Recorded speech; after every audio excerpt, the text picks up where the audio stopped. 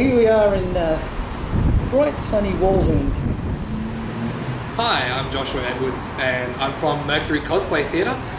Today I'm going to do a little interview and see what happens. We got Kevin here. Hello. Hopefully you can hear us alright because we're out in public. We do have a microphone that you guys can't see. But who knows how this is going to turn out. This is a good point. Well, as you can see, I'm obviously Mercury from the Mercury Cosplay Theatre. The Freddie Mercury part anyway. What are some of your main characters, Kevin?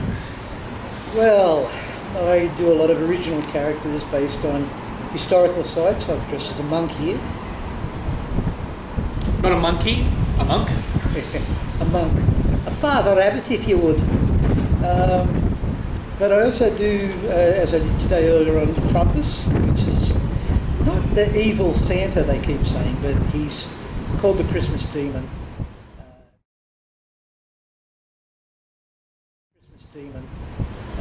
He's the one who takes down all the bad kids' names. Yeah. Oh, and I also used to do the penguin. Oh, yes. Yeah, the penguin was fun. I used to love your penguin costume.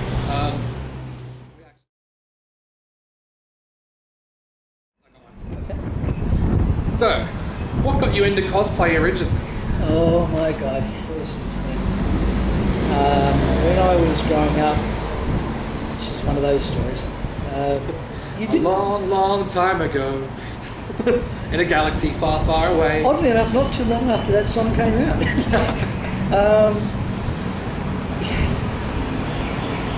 Pop culture's always been around, and there's always been people who've dressed up. So I did the collecting of comics, collecting of movies, collecting of figures. Then it's only really in the last 10 years or so that I've started cosplaying, because it's become more acceptable. But then again, all of pop culture's become far more acceptable. Far more acceptable. Like, 20 years ago, you wouldn't want to be caught coming out of a comic book shop. No. Pretty much. No. I mean, we did have conventions. We used to go to some conventions like Bankstown Sports Club. And most of us didn't dress up, but I used to do a little table of a vendor's table. But we'd have people who dressed up in 60s style spacesuits. So I'm talking about bright, reflective, I don't know what they call it, but it was reflective metal.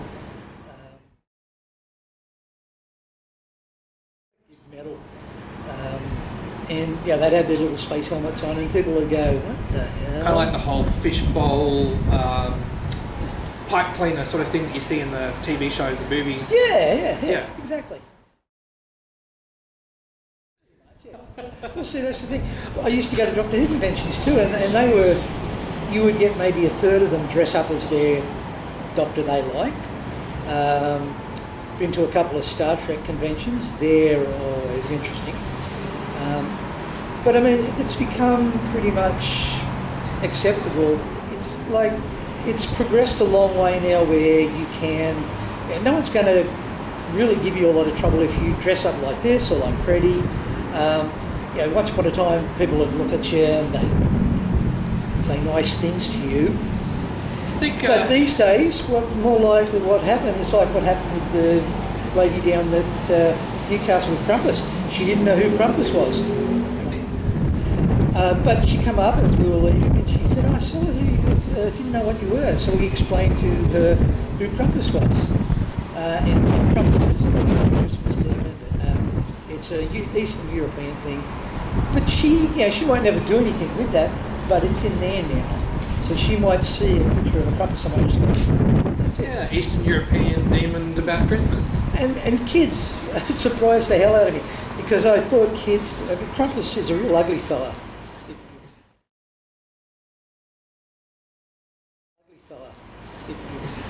Kind of like goat's head sort of demon type thing. Like the picture I just showed you.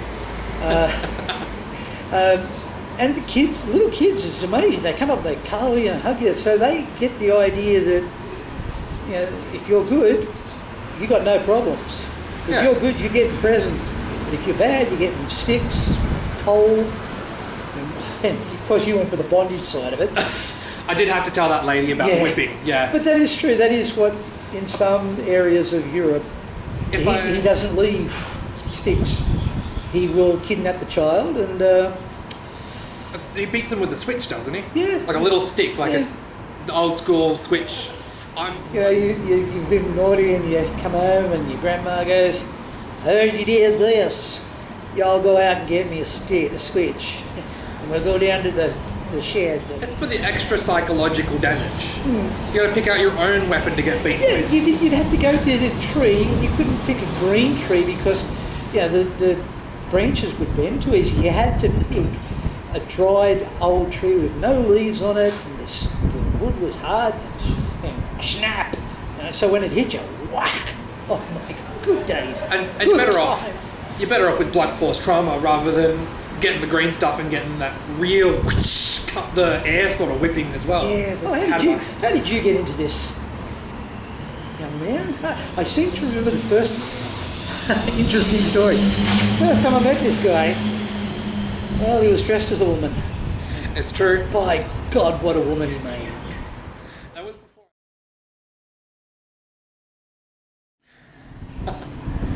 Well, I think I got into cosplay back in about 2012, and me and a mate I'd just gotten into anime, and my mate had been in anime since high school. We just decided to go to Animania. No. Smash was first. Yeah. So we decided to go to Smash as I went as Squall from Final Fantasy VIII and he went as Cloud from Final Fantasy VII. And I don't know, I just had such an insanely good day. Like everything just went right. I met so many awesome people, and I just knew that I had to do it more.